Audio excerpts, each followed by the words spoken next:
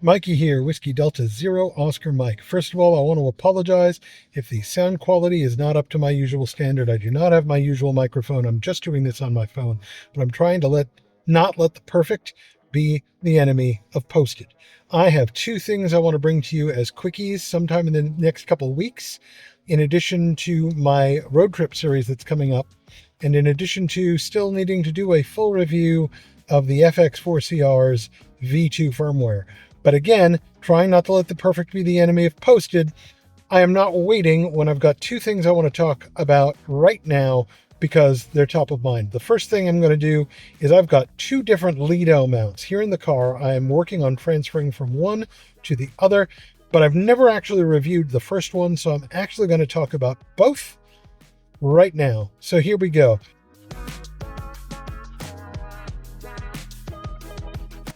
First, I'm going to talk about the cup holder mount, which is what I'm replacing.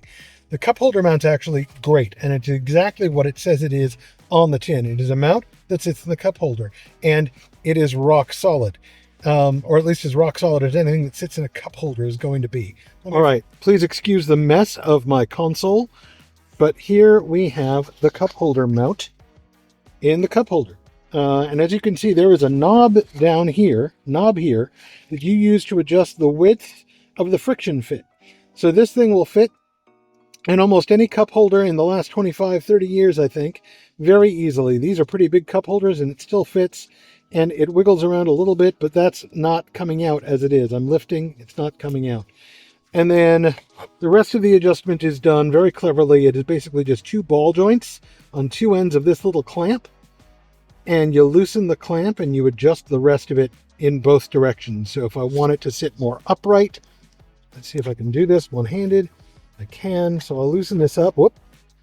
Of course, that is a heavy packet on the top, so that wasn't necessarily the smartest thing to do, unsupported one-handed. But you get the point, is I can now move it around, either how it tilts at top or how it tilts at the bottom, just by loosening that one clamp. This is a Lido product. And that top part, the top mounting where it meets the radio, that's just a quarter 24 screw, quarter-inch 24 thread screw, like you'd have on a camera, like you have on a lot of other things. ICOM radios mostly have those, and Yaesu for once did not do something weird and put a 5mm screw on theirs. Both this frame from Yaesu and the radio itself have quarter-inch 24 screws. The other thing, by the way, that you will get a review of soon is this radio, but that's not.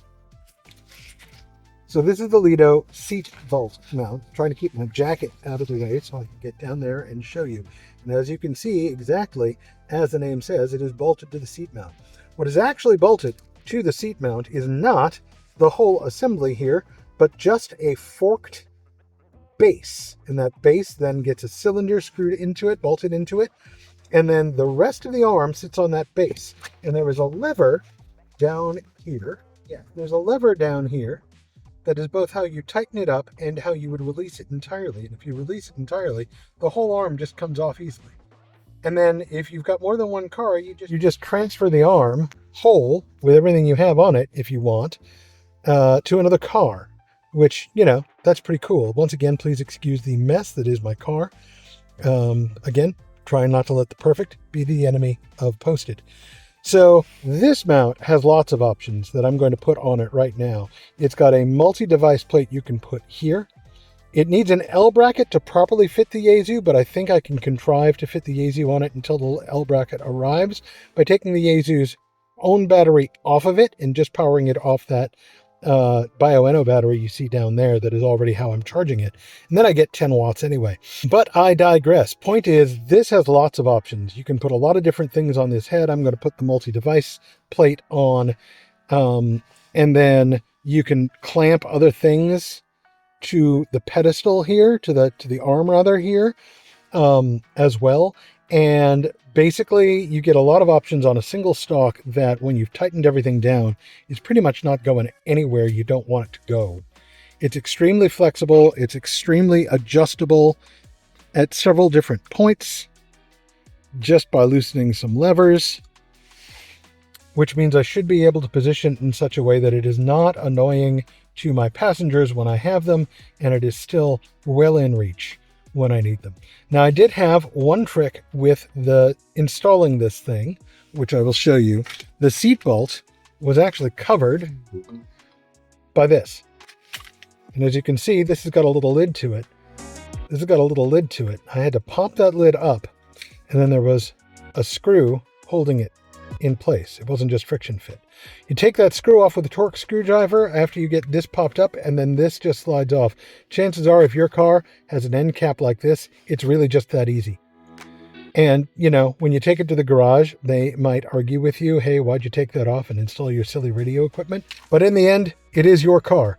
And unless you are really concerned about preserving every little inch of its resale value, it's your car. Do what you want to it. I personally don't feel like drilling holes, which is why I got a seatbelt mount instead of something where I drill a hole in the floor. But you do you, boo.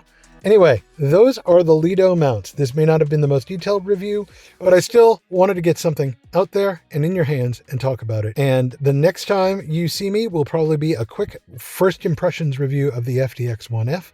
And then I am still hoping to have time to do the FX4CR V2 review soon. Unfortunately, my life has just been crazy enough that I have not actually been on the radio that much with any radio, not even this new toy. And therefore, I have not had a chance to do that review. But it's coming. It is still on my list. I have not forgotten the FX4CR fans in my audience. I know a lot of you came here for that, and I thank you for being here, and I thank you for watching this too. If you did, please like and subscribe. Thank you very much. This is Whiskey Delta Zero Oscar Mike saying 73.